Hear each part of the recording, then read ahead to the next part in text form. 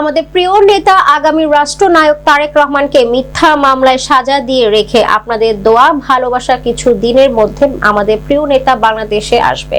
শুক্রবার বিকালে বিএনপির ভারপ্রাপ্ত চেয়ারম্যান তারেক রহমান এর নির্দেশে বিএনপির ভাইস চেয়ারম্যান ও সাবেক মন্ত্রী বরকতুল্লাহ বুলুর পক্ষ থেকে বেগমগঞ্জে 10 নং নরোত্তমপুর ইউনিয়নের বন্যায় বিপর্যস্ত জনগণের মাঝে নরোত্তমপুর ইউনিয়ন বিএনপির সিনিয়র সহ সভাপতি মামুনুর রশিদ মামুন এর আয়োজনে উপহার সামগ্রী বিতরণী অনুষ্ঠানে প্রধান অতিথির বক্তব্য বেগমগঞ্জ উপজেলা বিএনপির সভাপতি কামাখ্যা চন্দ্র দাস এসব কথা বলেন।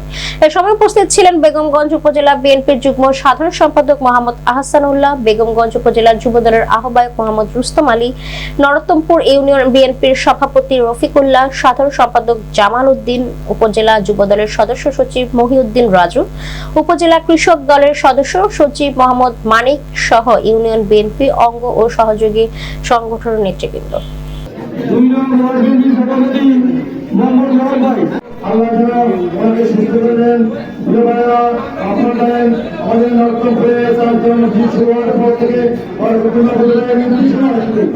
আমরা আরো তার রেখেছি, আমরা প্রত্যেককে সুন্দরভাবে দিব।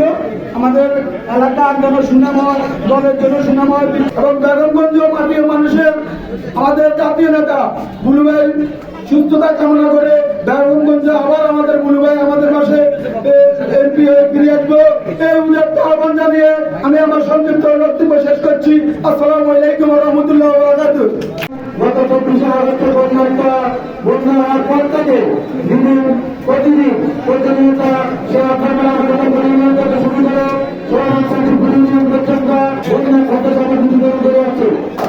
আমাদের একটা লিফলেট বিতরণ ইত্যাদি ঘটছে, সেটি হলো এই মার্কা। এই মার্কাটা